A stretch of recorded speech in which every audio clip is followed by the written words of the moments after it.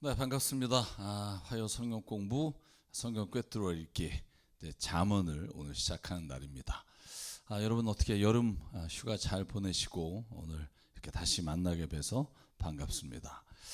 오늘 저희가 시작할 잠언은요, 여러분이 너무나 잘 알고 있고 또 아마 성경을 필사할 때 제일 먼저 쓰는 성경 말씀을 주로 잠언으로 택하는 경우가 많습니다. 왜냐하면 1장부터 31장까지 딱 한 달 이렇게 채워서 쓸 수 있고 또 읽을 수 있게 잘 돼 있기 때문입니다. 자, 오늘 잠언을 들어가기 전에 대략적으로 잠언이란 어떤 성경책인지 그리고 어떤 내용을 담고 있는지 한번 저희가 살펴보도록 하겠습니다. 여러분, 잠언 그러면 라틴어로 두 단어가 합성된 단어입니다. 그래서 프로라고 하는 단어하고 베브라. 그래서 이 두 단어가 대신, 뭐뭐 대신, 그리고 말들. 그러니까 여러 가지 많은 말을 대신해서 이렇게 번역할 수 있다고 하고요. 그래서 쉽게 말하면 굉장히 지혜로운 많은 말들을 짧게 요약해서 이렇게 우리에게 금언으로 전해주는 형식의 글을 이제 잠언이라고 합니다. 여러분, 이 잠언이라고 번역된 히브리어가 뜻이 이게 비교하다라는 의미를 가지고 있어요. 그러니까 쉽게 말하면 잠언에서 의인과 악인, 그리고 지혜로움과 또 지혜와 음녀, 뭐 이런 식으로 두 개의 대비되는 단어들을 비교하면서 우리들에게 어떻게 사는 것이 인생에서 잘 사는 건가, 이걸 한눈에 볼 수 있게 설명해 주고 있다는 의미일 겁니다.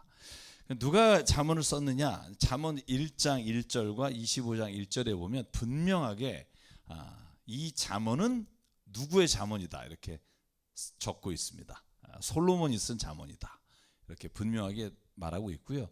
더 자세하게 25장에 가면 제가 여기다 써봤는데요, 솔로몬의 잠언, 그러니까 솔로몬이 썼고 히스기야 왕 때 그 신하들이 솔로몬의 잠언을 잘 편집한 것이다 라고 아예 잠언서 안에 이것이 기록된 시기와 또 내용을 적고 있습니다. 그래서 여러분, 솔로몬의 잠언, 뭐 이건 누구나 다 알고 있지만, 그러나 이따가 저희가 좀 구조를 보면 솔로몬의 잠언 외에도 몇 개의 잠언이 추가되어 있다는 걸 저희가 알 수 있습니다. 자, 그러면 조금만 더 살펴보죠. 잠언이라고 하는 거, 특히 이제 우리가 시문학을 말할 때 잠언의 형식은 이스라엘만의 독특한 문학 형식이 아닙니다. 그러니까 원래 그 고대 근동에 이집트를 비롯한 많은 나라들이 이 잠언이라고 하는 형태로 지식을 전달했어요. 그럼 잠언이 주로 어떻게 되어 있어요? 아버지가 아들에게, 그죠? 나이가 있는 사람이 나이가 적은 사람에게 교훈을 전달하는 식으로 되어 있어요. 아이들아, 내 교훈을 들으라. 그런데 이게 이집트에도 그런 내용의 잠언서가 굉장히 많죠.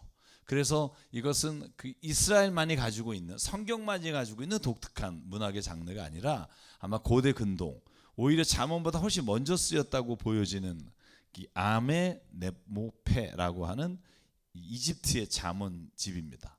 그래서 제가 대충 그냥 그 잠언집의 내용은 아니지만 이집트어로 된 이 파피루스 문자인데요. 그래서 사실은 22장 17절부터 24장 22절은 이집트의 잠언인 아메네노페라고 하는 잠언과 거의 유사한 부분이 많아서 이 부분은 아마 영향을 받지 않았을까, 그런 이야기를 우리가 그 장에 가서 이야기를 좀 나누도록 하겠습니다. 자, 그러면 고대 근동의 잠언하고 그런데 성경의 잠언의 차이점이 있다는 거죠. 그러니까 이집트나 그 당시 주변에 있었던 잠언들과 성경이 기록하고 있는 잠언의 아주 특징적인 두 개의 차이가 뭘까? 첫째는 잠언, 우리 성경에 쓰고 있는 잠언의 특징은 약간 인격과 원리를 강조해요. 쉽게 말하면 너 뭐 하면 안 된다, 뭐 해야 된다, 이렇게 구체적으로 어떤 하나하나의 항목을 쓰는 것보다 지혜를 인격화시켜서 지혜가 너희를 부른다, 그렇게 지혜를 인격화시켜서 어떤 것의 원리를, 그러니까 프린시플이라고 하죠, 기본적으로 지켜야 될 하나의 항목들, 스테이트먼트가 아니라 프린시플, 원리를 말해주는 형식으로 되어 있지만, 고대 근동의 다른 어떤 잠언들은 행위를 훨씬 더 강조하는, 뭐 하면 된다, 뭐 하면 안 된다, 마치 이제 율법서와 같은 형태를 띠고 있는 게 많다라는 거죠. 두 번째는 성경의 잠언은요, 은유적인 서술이 많아요. 여러분, 음란한 여인이라고 번역된 세 번역에 이렇게 번역됐는데, 읽어보면 그 읽은 내용이 대부분이 은유적인 거예요. 음란한 여인을 따라가지 마라. 따라가서 행하게 되면 너희는 너의 길이 망할 것이다. 이렇게 은유적인 표현을 통해서 어떤 객관적인 사실을 전달하려고 하는 게 성경의 잠언의 특징이라면, 주변의 고대근동의 잠언은요, 은유적인 표현을 찾기가 어려워요. 직설적이고 그리고 행동적인 이야기들로 채워져 있습니다. 그래서 저희가 이 두 가지를 좀 보면 이게 성경의 잠언과 다른 잠언에 이런 차이가 있겠구나 라는 것을 알게 되죠. 저희가 22장 갈 때 한 번 더 자세하게 설명을 좀 나누도록 하겠습니다. 자, 그럼 이게 쓰여진 시기가 언제쯤일까? 사실은 논의가 많지만 BC 한 930년경, 왜냐하면 히스기야 시기라고 말을 했기 때문에, 그래서 880년, 굉장히 좀 긴 시간을 두고 아마 이것이 기록됐다고 저희가 보고 있습니다. 그런데 아멘에노페, 아까 말한 이집트의 잠언은 BC 1200년경, 그래서 아마 영향을 받았을 거다, 이렇게 저희가 추측할 수 있죠. 자, 그러면 잠언의 구조를 좀 볼게요. 잠언의 구조가 뭐 복잡하진 않고요. 잠언의 구조는 1장부터 9장까지는 지혜에 대한 말씀이에요. 여러분, 1장부터 9장을 꼼꼼하게 읽어보면 지혜란 뭔가, 또 지혜를 따름으로 인해 얻는 유익이 뭔가, 이거에 대한 말씀이 아주 자세하게 기록되어 있습니다. 그리고 10장부터 22장까지를 주로 솔로몬의 잠언, 자기의 개인적인 경험, 그리고 자기가 깨달은 것에 대해서 직접적으로 쓰고 있는 것이고요. 세 번째, 지혜 있는 자의 잠언, 이게 아까 말씀드린 이집트의 잠언을 비롯한 다른 사람의 잠언들이 여기에 추가적으로 들어와 있을 법한 내용들이 저희가 22장 전체가 그런 내용이라고 거죠. 그리고 30장까지가 이제 30장이 아굴의 잠언입니다. 그래서 여러분 보시면 이 아굴의 잠언하고 르무엘의 잠언, 이 두 가지가 솔로몬의 잠언이 아니고 여기에 잠언에 들어와 있는, 속해 있는 다른 사람의 잠언이 되겠습니다. 그리고 마지막에 현숙한 여인의 노래, 이렇게 구조가 되어 있고요. 자, 1장부터 나갈게요. 저희가 사실은 뭐 하나하나 읽으면서 체크하는 게 좋을 것 같고요. 자, 1장에 정확하게 쓰고 있어요. 내가 이걸 왜 쓰는지. 여러분, 이런 책이 정말 좋아요. 나는 이 책을 왜 쓰는지를 명확하게 알려주는 책. 그죠? 어떤 책 보면 도대체 뭘 얘기하는지 하나도 모르겠죠. 끝까지 볼 때까지. 근데 여기는 명확하게 1장 1절부터 5절까지 내가 이걸 왜 적느냐, 이거에 대한 말을 해요. 자, 첫 번째, 솔로몬이 쓴 잠언입니다. 그리고 이 잠언은 이라고 되어 있죠. 한번 정리해 볼게요. 왜 썼는지. 지혜와 훈계를 알게 하고 명철의 말씀을 깨닫게 하기 위함이다. 요 자세한 건 뒤에서 볼게요. 정의와 공평과 정직을 지혜롭게 실행하도록 훈계를 받게 하기 위해서다. 그리고 어수룩한 사람, 약간 미련한 사람에게는 슬기롭게 해주고, 젊은이들에게는 지식과 분별력을 갖도록 해주고, 지혜로운 사람이다, 이미 지혜롭다, 그런 사람에게는 학식을 더해주고, 명철하다, 이미 명철한 사람에게는 지혜를 더 얻게 될 것이다. 자, 여러분, 이제 지혜와 지식과 명철에 대해서 뒤에서 우리가 하나하나 나올 때마다 이제 살펴볼 텐데요. 자, 여기서 말하는 요지는 뭐냐 하면, 잠언은 그러니까 지혜와 훈계와 명철을 주기 위한 책인데, 이 책을 통해서 어떤 삶을 원하느냐, 어떻게 살아가길 바라느냐, 정의롭게 살고 공평하게 살고 정직하게 사는 삶을 알려주기 위한 거다. 여기까지가 일단락이고, 그 다음에 만약에 미련하다, 좀 어수룩하다, 이런 사람에게는 슬기롭게 해준다. 그리고 젊은이들에게 지식과 분별력, 지혜 있는 사람에게는 학식을 더하고, 명철한 사람은 지혜를 얻게 한다. 이게 이 잠언의 기록의 목적이라는 거죠. 자, 이 목적을 알고 한번 읽어보자는 거예요. 그러면 첫 번째, 자, 여러분, 여기서 이제 아주 중요한 게 나오죠. 가장 먼저 잠언에서 말하고 싶은 거, 그게 뭐냐 하면, 이 모든 지혜가 어디로부터 시작되느냐는 거예요. 그게 7절. 주님을 경외하는 것이, 그러니까 우리가 보통 여호와를 경외하는 것이 지식의 근본이다, 이렇게 표현하잖아요. 자, 모든 지식과 지혜의 근본은 여호와를 경외하는 것. 다시 말하면 하나님의 말씀을 우리의 삶에서 가장 중요하게 여기는 게 우리가 지금 말하려고 앞으로 말하려고 하는 모든 지혜와 지식의 가장 근본이다. 이걸 놓치면 다 놓치는 거다.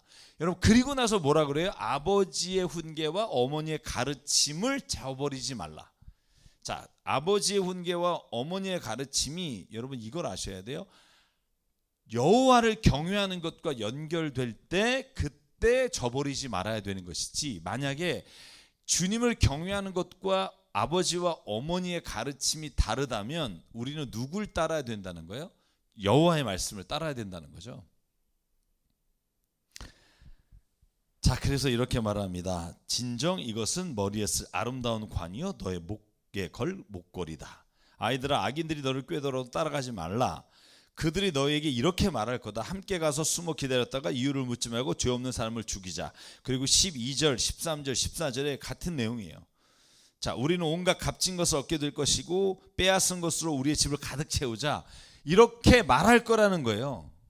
악인들이. 그러니까 예를 들면 남의 걸 뺏어서라도 부자가 되고 우리가 다른 사람을 해야서라도 우리가 이득을 얻자. 그렇게 말을 할 때, 자 보시죠. 15절. 아이들아, 그들이 이렇게 말해도 그들과 함께 다니지 마라. 내 발을 그들이 가는 길에 들여놓지 말아라. 자, 이게 첫 번째로 지금 잠언에서 사랑하는 아이에게 주는 교훈의 말씀이에요. 제 질문 하나 하죠. 주님을 경외하는 게 왜 지식의 근본이 될까요? 이유를 알아야 될 거 아니에요. 여호와를 경외하는 게 지식의 근본이다. 자, 여러분, 세상에는요 많은 가르침이 있다고요. 여러분, 주변에 아저씨의 가르침도 있고 학교에서의 가르침도 있고 철학자의 가르침도 있고 내가 또 좋아하는 연예인의 가르침도 있고요. 아이돌의 가르침도 있고 세상에는 무수히 많은 가르침과 소리가 있어요. 그런데 여호와를 경외한다는 게 뭐냐면 그 모든 소리 중에 어떤 소리가 옳은지를 분간할 수 있는 능력이 어디에 있냐면 하나님을 경외하는 거. 하나님의 말씀을 가장 근간으로 두지 않으면 우리가 세상의 소리에 혼탁해진다는 거예요. 어떤 게 옳은 말인지를 알 수 없다는 거예요. 누가 정말 설득력 있게 말하면 따라가게 된다는 거예요. 뭐가 없으면? 하나님을 경외하는 마음이 없으면. 하나님을 경외한다는 게 무슨 말이에요? 쉽게 말하면 하나님이 말씀하신 것이 가장 옳습니다 라고 하는 기준이 없으면 우리는 세상의 소리에 휩쓸려 가게 된다는 거예요. 그래서 예를 드는 게 뭐예요? 악인들이 너에게 이득이 된다, 너희가 돈을 벌게 될 거니까 다른 사람의 걸 취하자라고 말할 때 어떻게 하라는 거예요? 아, 하나님을 경외하는 마음 혹은 하나님의 말씀을 보면 이건 옳지 않은 것이다 라고 너희가 판단할 수 있게 되고, 그렇게 되면 그 길에 가게 되지 않는다. 여호와를 경외하는 게 그러므로 가장 모든 지식의 근간이 된다. 여러분, 제가 철학을 공부하다 보면 느끼는 게 뭐냐 하면 정말 다 설득력이 있어요. 전제가 뭐냐 하면 그 사람의 전제를 따라가면, 예를 들면 이런 거예요. 인생은 고난이다. 인생은 저주다. 여러분, 예를 들면 이 전제를 우리가 따라가면 그 철학자가 말하는 모든 그것으로부터 해방되는 과정과 길이 설득력이 있어요. 아, 맞는 것 같아. 그렇게 사는 게 진짜 내가 인생 잘 사는 것 같아. 여러분, 그게 우리로 하여금 세상으로 들려오는 정말 많은 소리들 중에 하나인데, 이걸 어떻게 분간하느냐? 하나님의 말씀, 우리가 어떻게 창조되었고 우리가 어디로부터 와서 우리가 어디로 가며 지금 우리의 삶이 왜 존재하는지에 대한 명확한 지식이 있다면 우리가 그런 설득력이 있어 보이는 말을 분간할 수 있다. discern, 그러니까 우리가 어느 게 옳은지 어느 게 틀린지를 알 수 있게 되는 거예요. 그래서 힘줘서 강조하는 거예요. 여호와를 경외하는 거. 그게 모든 지식의 근간이 되지 않으면 흔들리게 되고 우리 이익에 따라서 욕심에 따라서 우리가 갈 방향을 잘못 정하게 된다는 거예요. 사랑하는 여러분, 그래서 무엇보다 주님을 경외하는 거, 하나님의 말씀에, 하나님의 창조, 하나님의 우리 인간을 향한 계획, 이 모든 것들이 우리 안에 확실히 자리 잡아야 우리가 어느 것이 옳고 그른지를 분간할 수 있다는 걸 깨달아야 합니다. 이게 잠언이 주는 저는 가장 강력한 힘이고요. 이 힘은 아마 우리가 세상을 살아가면서도 우리가 어떤 것을 선택해야 될지 혼돈스러울 때 우리에게 길을 알려준다고 봐요. 자, 그래서 오늘 1장에 세 번째 단락으로 가면 중간에 좀 많은 이야기도 있습니다만 이 내용들은 앞의 내용과 비슷한 내용이라 제가 좀 넘어가서, 지혜가 길거리에서 부르며 광장에서 그 소리를 높이며 시끄러운 길 머리에서 외치며 성문 어귀와 성 안에서 말을 전한다. 여러분, 무슨 말이에요? 지혜라는 게 길거리에서 부를 수 있나요? 그죠? 그리고 우리가 이걸 의인화했다고 해요. 지혜가 길에 걸어 다니면서 너 지금 그렇게 하면 안 돼, 야 너 지금 그런 건 잘못된 거야 라고 외치고 다닌다는 거예요. 자, 그래서 전형적으로 아까 말씀드린 잠언은 의인화했는데 가장 의인화의 첫 번째가 지혜에 대한 의인화예요. 다시 한번 보죠. 그러면 이 지혜가 뭘까요? 여러분, 히브리어로 여러분 많이 들어봤을 거예요. 주석서도 호크마 이런 게 있잖아요. 호크마가 지혜인데, 이 지혜라는 단어는 지식과 달라요. 제가 뒤에 이제 지식에 대한 설명과 명철에 대한 단어를 좀 볼 텐데, 지혜만 먼저 보자고요. 지혜란 우리가 세상에서 공부해서 얻을 수 있는 지식이 아니에요. 공부를 많이 못하거나 혹은 배울 기회가 없었거나 아니면 세상에 대백과사전에 나오는 지식이 없어도 무엇이 우리 삶에서 좋은 것인지 무엇이 옳은 것인지를 알 수 있는 마음을 지혜라 그래요. 자, 그래서 이 지혜는요, 예수 그리스도가 아닐까, 저는 그런 생각 해봐요. 신약에 오면, 그러니까 말씀이 육신이 되어 우리 가운데 거하심에 우리가 그 영광을 보고, 이렇게 돼 있잖아요, 요한복음에. 그러니까 말씀이 육신이 됐다는 게 말씀이 로고스고, 로고스가 호크마, 지혜라는 말씀과 연결이 되는데, 그 말씀이 육신이 되신 분이 예수 그리스도라면 성령께서 하시는 게 뭐예요? 성령께서 우리로 하여금 보혜사 성령이 예수께서 하신 말씀을 기억나게 하신다, 이런 말 여러분 외웠잖아요, 그죠? 예수께서 하신 말씀을 기억나게 하는 게 성령이고, 그러니까 성령께서 우리로 하여금 깨닫게 하시는 게 뭐냐? 예수 그리스도께서 말씀이 육신이 되신 건데, 쉽게 말하면 예수께서 살아가신 길을 따라가는 게 지혜로운 삶이에요. 저는 그렇게 이해해요. 왜냐하면 그 지혜는 하나님이 이 땅에 주시는 우리에게 분별할 수 있는 능력인데, 그런데 그것이 몸으로 우리에게 보여주신 분이 예수 그리스도시니까. 그래서 우리가 이렇게 말하는 게 맞아요. 우리가 예수 그리스도를 따라가자, 그죠? 예수님의 성품을 따라가자, 닮아가자. 그 말이 저는 지혜를 따라 사는 삶과 동일한 의미로 볼 수 있다라고 생각해요. 자, 그래서 오늘 잠언 1장의 마지막을 보면 어떻게 되어 있냐면, 지혜를 거역한 자와 지혜를 따르는 자에게 주시는 하나님의 은혜가 있다는 거예요. 자, 거역한 자에게는 뭐가 오죠? 두려움이 와요. 지혜를 따르는 자에게 뭐가 오죠? 평안이 와요.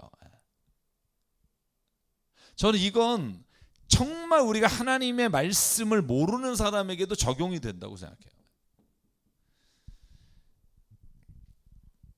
여러분, 지혜롭지 못한 자, 하나님의 지혜를 거역한 자에게는요, 하나님이 뭐라고 말씀하시냐면, 너희들이 나를 애써 찾을 때, 그러니까 공포와 막 두려움이 몰려올 때 나를 찾아도 나를 만나지 못할 거다. 왜? 너는 지혜를 따라서 선택하지 않았기 때문에 나는 그 자리에 없다는 거예요. 그러니까 하나님이 주신 지혜를 따라서, 하나님의 말씀을 따라 선택하지 않으면 하나님을 만날 수 없다는 거죠. 이것은 너희가 깨닫기를 싫어하며 주님 경유하기를 즐거워하지 않았기 때문이다. 결과가 뭐냐? 두려움이라는 거예요. 여러분, 죄진 자에게 오는 두려움은 우리가 다른 사람이 뭐라고 해서 오는 두려움이 아니라 이 죄가 발각될까 봐 오는 두려움이 있고요. 그리고 이 죄로 인해서, 자, 여러분 잘 보세요. 내가 죄를 저질러서 누군가 해를 입혀요. 그럼 어떤 두려움이 오냐 하면, 다른 사람도 나에게 그 해를 입힐 수 있다는 두려움을 가져요. 근데 만약에 남에게 해를 입히거나 남에게 정말로 막 상해를 입히지 않아 본 사람은 다른 사람이 나를 그렇게 할 거라는 생각을 잘 못하는 경우가 많아요. 그러다가 좀 당하는 경우도 많죠.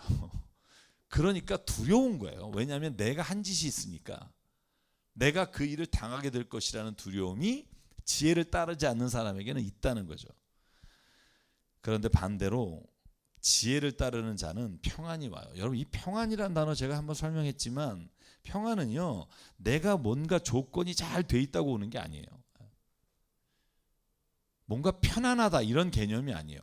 아무것도 주어진 게 없고 아무것도 혹여나 되는 것도 없을 수 있고 아무것도 내 인생에서 손에 잡는 게 없을지라도 평안이 와요. 이 평안은 무슨 평안이냐 하면 내가 진리를 행하고 선을 행할 때 내 마음에 오는 평안이에요.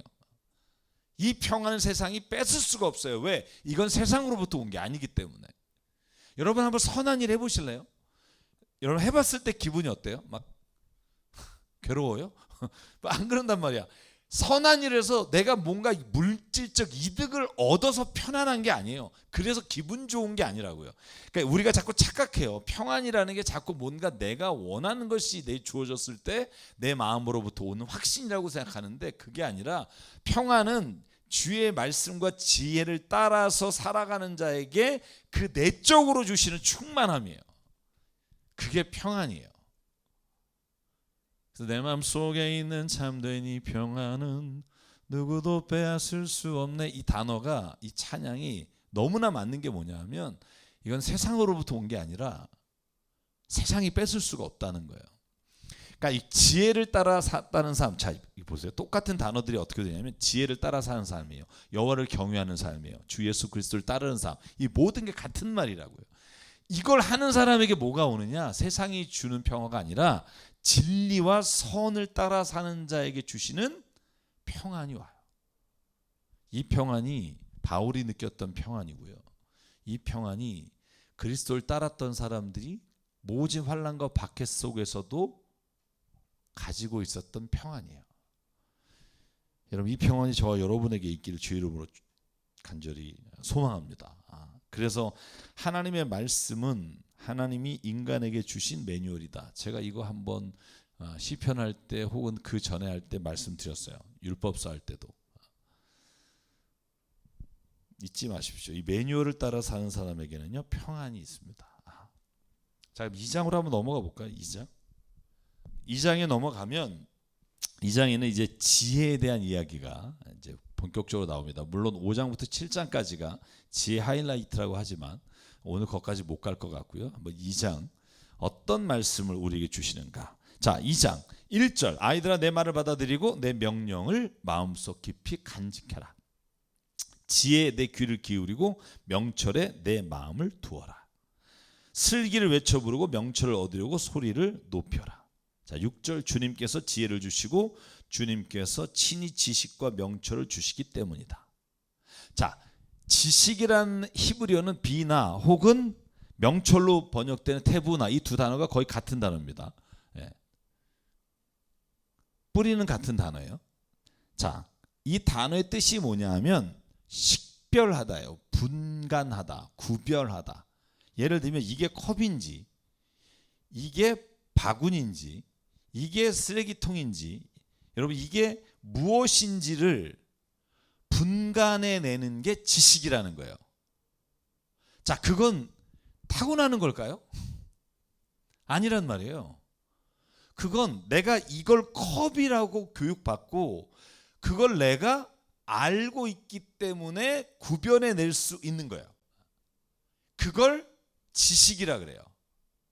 예를 들면 요즘 제가 좋아하는 그 이상한 변호사 우영우를 보면 앞으로 해도 뒤대로 똑같은 뭐 기러기 우영우 뭐 이런 거 있잖아요. 근데 그 드라마에서 말하는 것처럼 우리가 뭔가를 분간해내는 거, 뭔가를 구별해내는 거, 그죠? 그런 능력을 지식이라고 말해요. 자, 그러면 지식이 지혜와 뭐가 다른가? 지식은요, 우리가 배우거나 우리가 누구로부터 혹은 어떤 사전을 통해서 어떤 교육을 통해서 알게 된 것을 통해서 우리가 식별해내는 게 지식이라면 지혜는 그 모든 것들이 총체적으로 내 안에서 하나의 어떤 옳은 일인지 아니면 이것이 옳지 않은 건지를 분간해낼 수 있는 능력으로 되는 게 지혜예요. 자, 다시 한번 볼게요. 지혜는 그래서 올바른 삶을 살아가기 위해서 필요한 거예요. 그러니까 올바른 것을 선택할 때는요, 지식이나 아니면 우리가 아는 것보다 더 중요한 게 뭐냐 하면 무엇이 옳은지에 대한, 무엇이 선인지에 대한 분명한 경계선이 없으면 지혜롭지 못하게 된다는 거죠. 자, 그래서 저는 지식이란 어떤 것을 선택하기 위해서 필요한 것이고, 지혜란 올바른 삶을 살아가기 위해서 우리에게 주신 하나님의 능력이라고 생각해요. 그래서 저는 예전에 할머니가 지혜로우신 분이 많잖아요. 그러니까 경륜과 연륜에서만 오는 게 아니라 이 지혜라고 하는 건 그가 가지고 있는 가치관과 그가 가지고 있는 삶의 방향과 목적과도 관련돼 있다고 봐요. 그래서 지혜로운 자를 따라가라 라고 말할 때 이 지혜는 인생에 있어서 무엇이 올바른 삶인지를 아는 자에 대한 말씀이라고 생각해요. 그래서 지식이 많은데 지혜롭지 못한 사람이 있어요.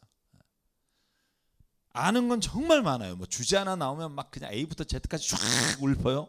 그런데 사실은 그러면은 이것을 어떻게 하는 게 좋겠니? 라고 말할 때 그것에 대한 답이 없는 사람이 많아요. 왜? 지식은 있으나 그 지식을 어떻게 적용해야 되는지에 대한 지혜가 없다는 거죠. 그 지혜로움 어디서 와요? 저는 가치관에서 온다고 봐요.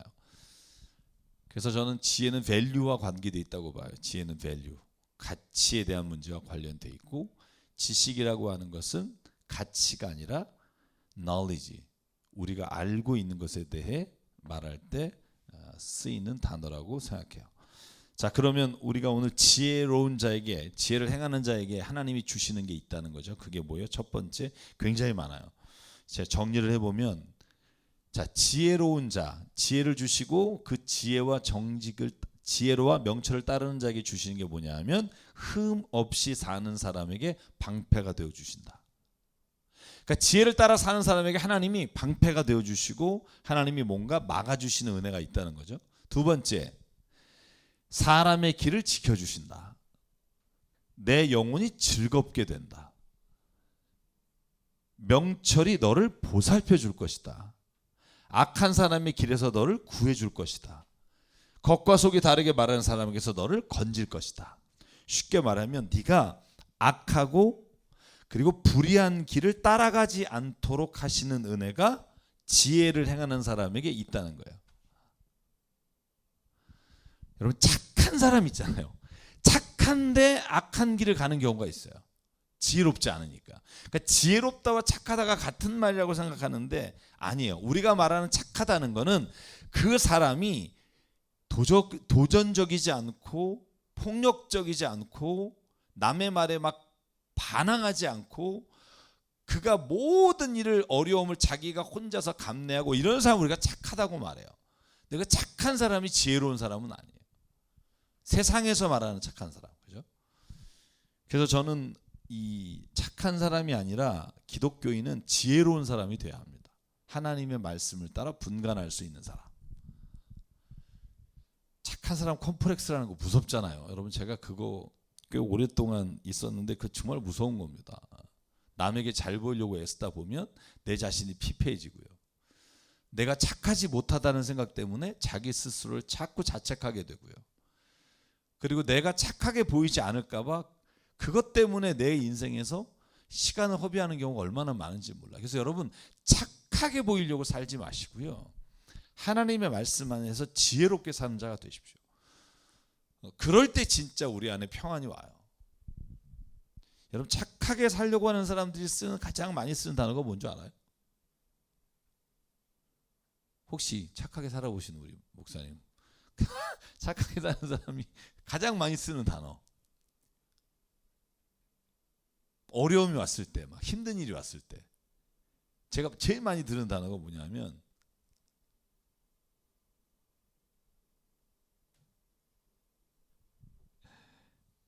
내가 다시는 내가 착하게 사나 봐라, 이런 얘기예요.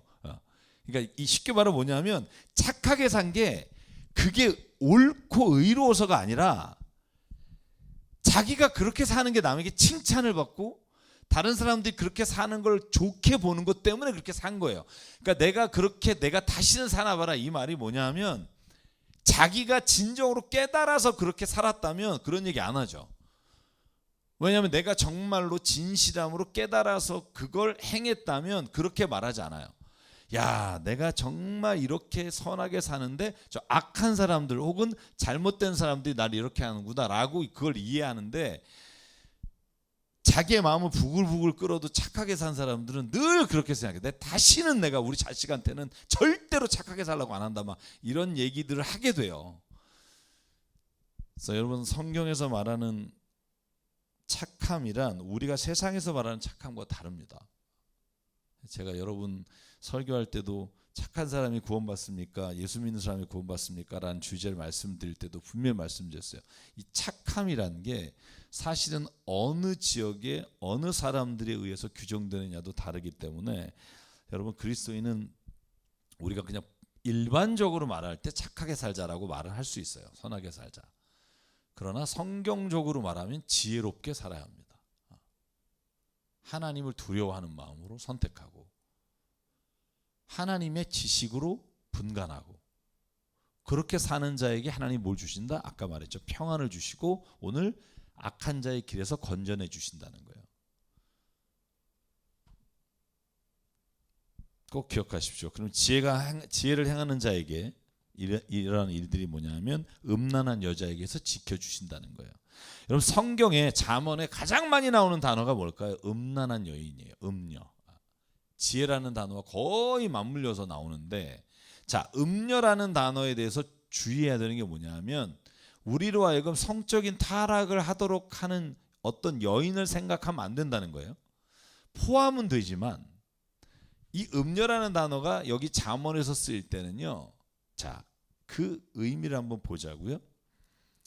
음란한 여기에서 건져주고, 자, 그러면 마치 이건 성적으로 타락하는 것에서부터 건져낸다는 말 같지만, 뒤에를 보면 너를 꾀는 부정한 여기서 건져줄 것이다. 그 여자는 젊은 시절에 짝을 버리고 하나님과 맺은 언약을 잊은 여자다. 그죠? 하나님과 언약을 맺은 걸 잊은 여자면은 여러분, 그게 음녀를 말하는 게 아니라 누구를 말한다고 봐야 되죠?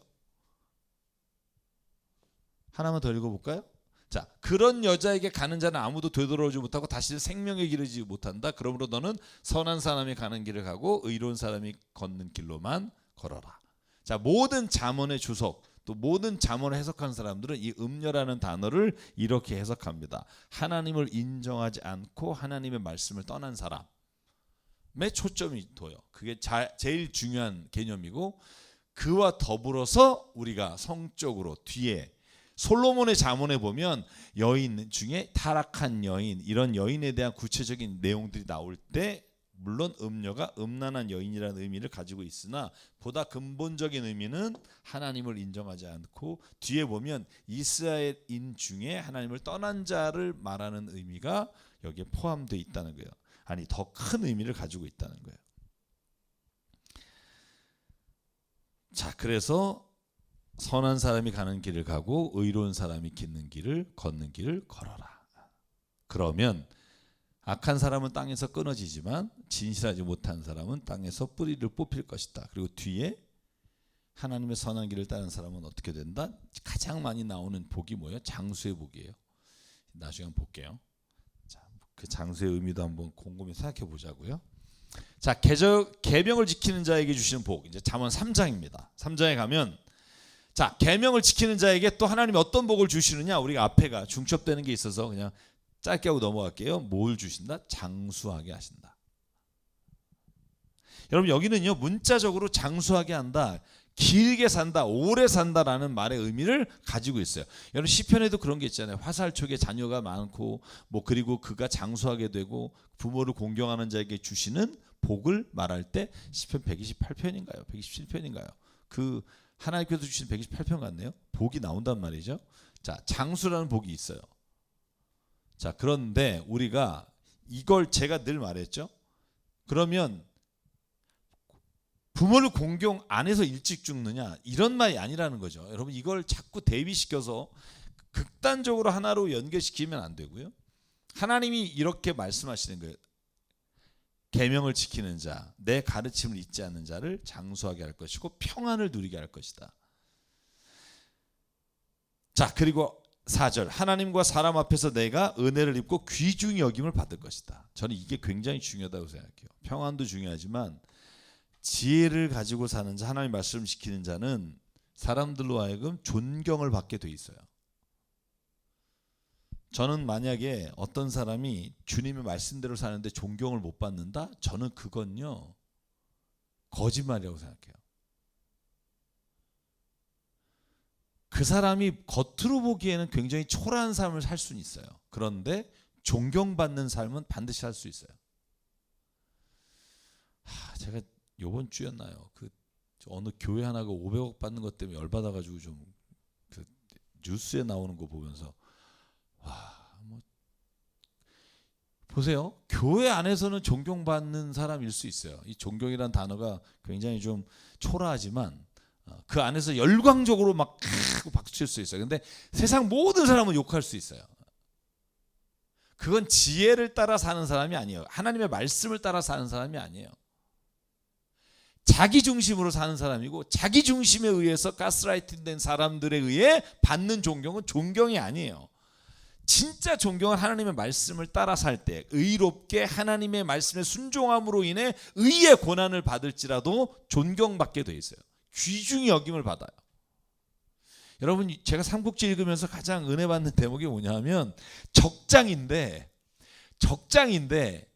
저놈을 내 편으로 만들고 싶은데 그래서 가서 막 네가 나에게 오면 그런데 끝까지 저항해서 죽이게 될 때 뭐라고 말해요?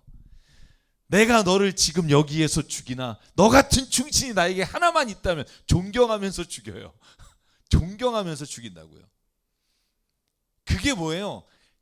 뭔가 내가 정말 옳다고 여기는 것에 자신의 삶을 바치는 사람에게 가지고 있는 귀중하게 여기는 마음이라고요. 그러면 하나님이 길을 곧게 하시고 상처가 낫고 아픔이 사라지게 해주실 것이다. 아멘. 이 믿음이 있어야 우리는 지혜를 따라 살 수 있고 계명을 따라 살 수 있어요. 만약에 우리가 이 확신이 없다. 그러면 흔들리게 돼요. 자, 뒤에 그게 나온다고요. 흔들린다. 좌로나 우로나 치우친다. 이런 말이 나오는데 왜 흔들리냐 하면 하나님의 말씀에 대한 확신, 여러분 1장 7절 여호와를 경외하는 마음에 대한 확신이 없으면 살다가 흔들려요. 주변에 보여지는 것과 내게 오는 이득에 따라서 내가 행하는 것들이 자꾸 흔들리게 돼요.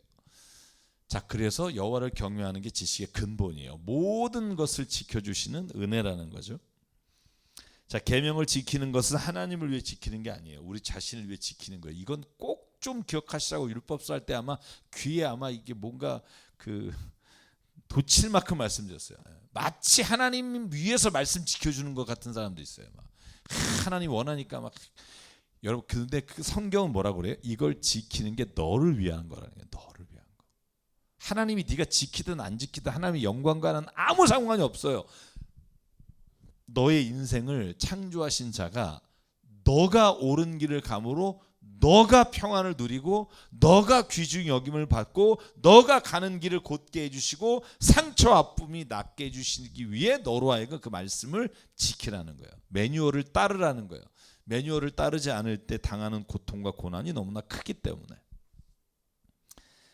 자, 그래서 잠언 3장 21절을 보면 지혜와 분별력을 간직한 자에게 주시는 복이 있어요. 자, 우리가 좀 같은 이야기 같지만 제가 여기서 아까 말씀드렸죠. 지혜하고 분별력 차이를 말씀드렸어요. 자, 너의 영혼에 생기를 불어넣게 되고 너의 목이 우한 장시물이 되고 너는 너의 길을 무사히 갈 것이며 너는 발에 걸려 넘어가지 않을 것이며. 저는 이 24절을 주목합니다. 누우면 곧 단잠을 자게 된다. 사랑하는 자에게 잠을 주신다. 이거와 같은 건데 너의 길을 무사히 갈 것이며 누우면 곧 단잠을 타게 될 것이고 너의 발이 덫에 걸리지 않게 지켜줄 것이다. 왜 우리가 덫에 걸릴까요? 욕심 때문이에요. 대부분이. 우리가 대부분 뭔가 큰 덫에 걸리게 되는 건 욕심 때문입니다. 그래서 욕심이 잉태한 즉 죄를 낳고 죄가 장성한 즉 사망을 낳는다. 이 말은 정확한 말이에요. 자, 지혜와 분별력을 따라 행하는 사람에게 하나님이 단잠을 주시고 인생이 넘어지지 않게 해주신다라고 했는데, 죄를 졌을 때 한번 생각해 볼까요? 죄를 지면 단잠이 안 와요. 제가 아까도 말씀드렸죠.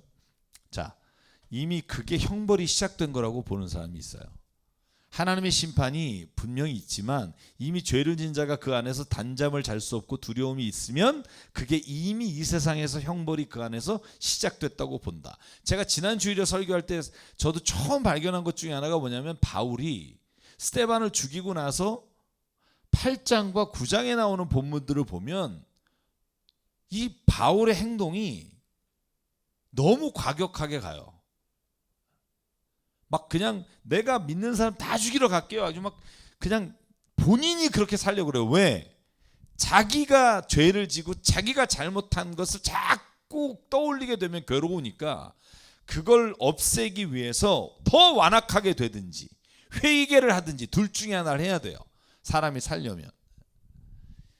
여러분, 제가 뭐 인지부조화를 해결하는 방법에 대해서 말씀드렸잖아요. 내가 아는 건 정말 옳은 건데 사는 건 개판이면 이거를 조화시키기 위해서 사람이 선택하는 건 두 가지 방법밖에 없어요. 더 악해져서 내 생각을 아예 없애버리든지, 아니면 내가 생각을 따라서 회개하고 내 삶을 바꾸든지.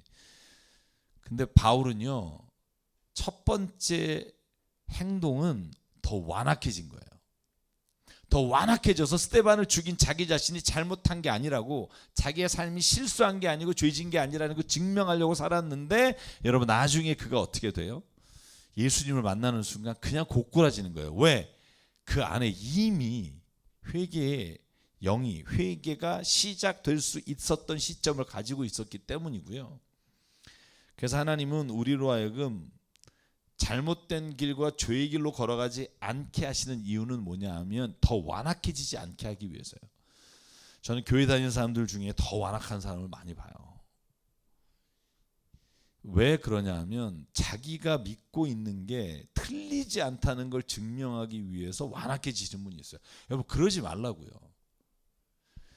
진리 안에 있으면 완악해지지 않아요. 어떤 때 완악해지냐면, 진리 안에 있지 않고 내 생각을 따라, 그게 내 고정관념이 되면, 그러면 완악해져요. 말씀을 따라서 내 생각이 잘못된 것을 반성하고 회개하고 고쳐가면 완악해지지 않는데, 내가 가진 생각을 가지고 자꾸 하나님을 맞추려고 하고 다른 사람과 비교하면 완악해져요. 저는 제 말을 이해하시는 분이 있을 거라고 생각해요. 그래서 여러분, 그냥 내가 정말 하나님의 진리 안에 내 모든 모습을 언제든지 바꿀 수 있다라는 마음을 가지고 있으면, 하나님의 그 완악한 마음에서 우리를 물리쳐 주시는 은혜를 체험하게 될 줄 믿습니다. 자, 마지막으로 여기까지만 할게요. 선을 행하는 것이 복이다. 자, 오늘 마지막 3장의 27절부터 마지막 35절까지 보면, 선을 행할 힘이 있거든 도움을 청하는 사람에게 주저 말지 말고 선을 행해라. 그리고 가진 것이 있으면 가진 것이 있는데도 불구하고 이웃에게 내일 주겠소 하고 말하지 말고 그 즉시 주어라. 너를 의지하며 살고 있는 너의 이웃에게 해를 끼칠 계획은 꾸지도 마라. 꾸미지 마라. 너에게 해를 끼치지 않는 사람과는 까닭 없이 다투지 마라. 주님은 악한 사람의 집에는 저주를 내리시지만 의로운 사람이 사는 곳에는 복을 내려 주신다. 진실로 주님은 조롱하는 사람을 비웃으시고 겸손한 사람에게는 은혜를 베푸신다. 지혜 있는 사람은 영광을 물려받고 미련한 사람은 수치를 당할 뿐이다. 제가 제목을 이렇게 뽑았어요. 선을 행하는 것이 복이다. 자, 뭔가 미닝이 다르죠. 선을 행하면 복을 받는다가 아니에요. 선을 행하는 것이 복이에요. 자, 이게 성경이 말하는 초점이 좀 달라요. 우리는 선을 행하면 내가 하늘이 스스로 돕는 자, 혹은 내가 선한 일을 하면 어떤 좋은 일이 올 거라고 생각하지만, 성경은 말하기를 선을 행하는 게 복이에요. 왜? 당신이 이미 하나님의 사람이 됐다는 것을 증명하는 것이기 때문에. 복은 존재론적 복이 있고 우리로 하여금 주어지는 복이 있어요. 근데 주어지는 복보다 먼저 되는 게 존재론적인 복이에요. 내가 하나님의 자녀가 되는 거, 내가 복의 근원이 되는 거, 이게 진짜 복인데, 그러니까 선을 행하는 게 이미 복이에요. 선을 행했으니까 나머지가 오느냐 안 오느냐를 가지고 선을 행할지 말지를 결정하는 건 복받은 사람이 아니에요. 그 사람은 아직도 복을 받지 못한 사람이에요. 자, 애통하는 자는 복이 있죠. 자, 미래가 아니에요. 이미 복이 있다라는 현재형이라고 말씀드렸어요. 그죠? 이미 복이 있는 거예요. 의를 줄이고 의에 줄이고 목마른 자는 복이 지금 있어요. 의를 행해서 결과적으로 뭐가 오는 게 아니에요. 의로운 마음을 가지게 된 게 복이에요. 왜? 이미 내가 하나님 안에서 존재론적으로 변했기 때문에. 성경이 말하는 복이 우리가 생각하는 복과 조금 달라요. 우리는 그 행위의 결과로 인해 주어진 것으로 인해 그 행위가 복인지 아닌지를 결정하지만 하나님은 그 행위를 행하는 게 복이에요. 그래서 나머지 오는 결과는요, 올 수도 있고 안 올 수도 있어요. 선을 행했지만 선을 악으로 갚는 자에게 해를 당할 수도 있어요. 그런데 선을 행한 건 복이에요. 왜냐하면 하나님이 우리 안에 주어주신 하나님의 형상을 따라 그의 존재가 하나님과 거룩한 동행을 하는 게 복이기 때문에. 그리고 그 복은 눈에 보이지 않지만 결국 영원한 나라에 하나님이 약속하신 그 보답을 우리에게 주실 거라는 믿음이 있기 때문에 이 땅에서 선을 행하는 게 복이에요. 상상해 보실래요? 모든 사람이 이 땅에서 선을 행해요. 여기에 나오는 것처럼 이웃에게 필요한 걸 대주고 나를 의지하는 자에게 해를 끼치지 않고. 여러분, 그러면 어떻게 돼요? 우리가 이 세상에 두려울 게 없고 염려가 없어요. 왜? 모든 사람이 나를 도울 자인데. 뭐가 두렵고 뭐가 시험이 되겠어요? 그렇지 않은 세상이 두려운 거죠. 그 나라를 이 땅에서 이루기 참 어렵다는 걸 너무나 잘 알지만 그럼에도 불구하고 선을 행하되 낙심치 말지니 때가 되면 이루시리라 하시는 말씀을 믿고 사는 자가 복이에요. 저는 오늘 잠언서를 하면서 저희가 복에 대한 생각들 혹은 지혜를 따르는 자, 계명을 따르는 자, 하나님 여호와를 경외하는 자에 대한 이해, 이런 것들을 좀 깊이 더 생각해 보는 시간이 되기를 바랍니다. 자, 오늘 3장까지 개론하고 3장까지 살펴봤고요. 여러분, 다음 주에는 10장까지 한번 읽으시고 그 다음에 저희가 함께 이야기 나누면 좋을 것 같습니다. 자, 한 주간도 승리하십시오. 주님과 동행하십시오. 샬롬, 평안이 있기를 바랍니다.